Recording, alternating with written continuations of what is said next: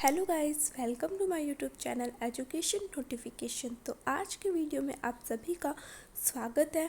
आज के वीडियो में हम स्वतंत्र भारत की राजनीति क्लास 12th की जो बुक है उसका सेकंड चैप्टर एक पार्टी के प्रभुत्व का दौर पढ़ने वाले हैं। जब हमारे देश में प्रथम चुनाव हुए थे तब कांग्रेस पार्टी जीती थी।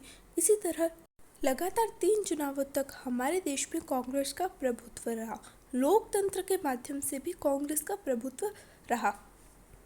इसके क्या कारण रहे, क्या परिणाम रहा, क्या प्रभाव रहा, उस समय कौन कौन सी पार्टियां थी, इन सब के बारे में हम आज के वीडियो में चर्चा करते हैं।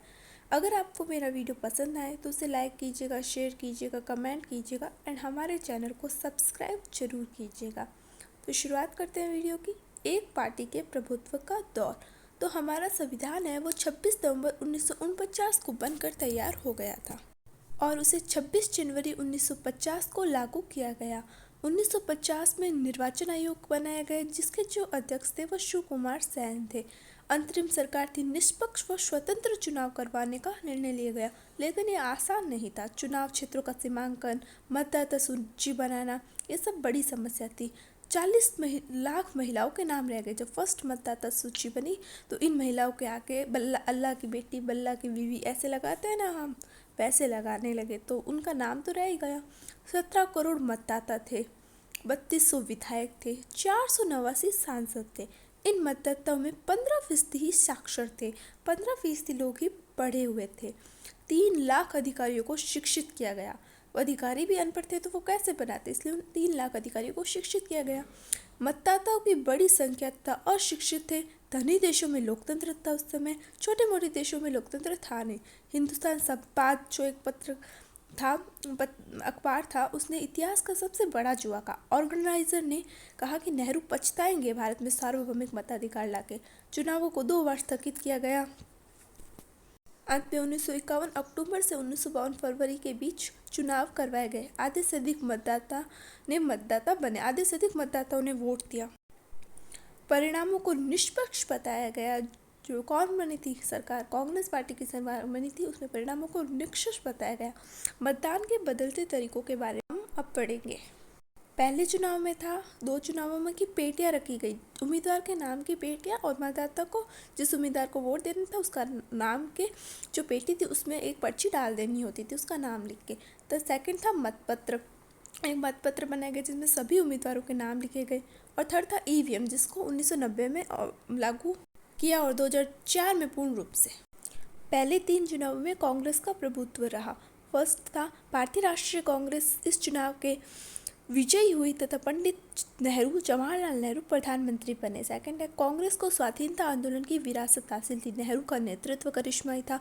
कांग्रेस का संगठन गांव-गांव, क्षेत्र-क्षेत्र तक फैला था। कांग्रेस प्रथम पार्टी थी और कांग्रेस एक मजबूत पार्टी थी। राज्य विधानसभा चुनाव में कांग्रेस विजयी रही। कांग्रेस को 489 में से 364 सीटें मिली तथा कम्युनिस्ट पार्टी 16 सीटें के साथ दूसरे नंबर पर रही। कांग्रेस को दूसरे चुनाव में 371 तथा तीसरे चुनाव में 361 सीटें मिली। केरल में कम्युनिस्ट पार्टी को 60 सीटें मिली तथा 5 स्वतंत्र उम्मीदवारों को समर्थन प्राप्त हुआ और ES नमूद्रिपाद ने सरकार बनाई। अनुच्छेद 356 के तहत बर्खास्त की गई। इस पर नमूद्रिपाद ने इसका विरोध भी किया था जब उनकी सरकार बर्खास्त की गई।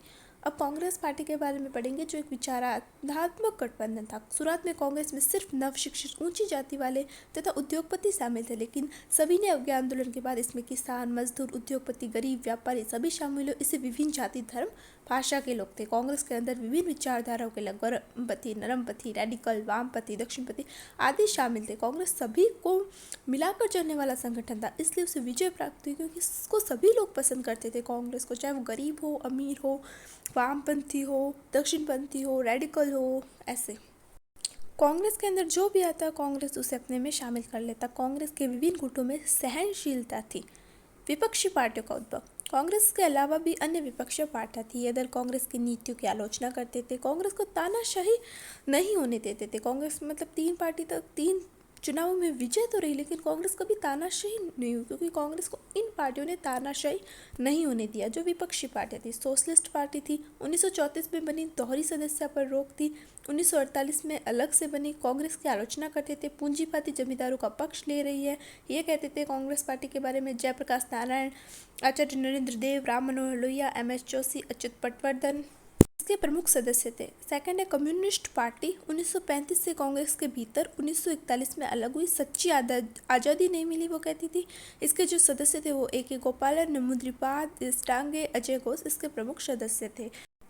भारतीय जनसंघ 1951 में बनी, दीनदयाल उपाध्याय, श्यामा प्रसाद मुखर्जी व बलराज मोहदल के नेतृत्व में एक देश एक संस्कृति, हिंदी को भाषा बनाने की पक्षधर। स्वतंत्र पार्टी 1959, राज्य से मुक्त अर्थव्यवस्था, C Gopalachari, Meenu मंसारी, KM Munshi, NG रंगा इसके प्रमुख सदस्य थे। Thanks for watching my video. अगर आपको तीसरे पार्ट का भी वीडियो चाहिए तो वीडियो को ज़्यादा से ज़्यादा लाइक कीजिए, कमेंट कीजिएगा एंड हमारे चैनल को सब्सक्राइब कीजिएगा। Thank you for watching my video.